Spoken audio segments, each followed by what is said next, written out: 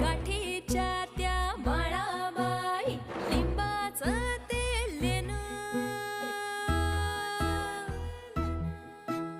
सजलं या अंगावर शृंगाराचं सोनं.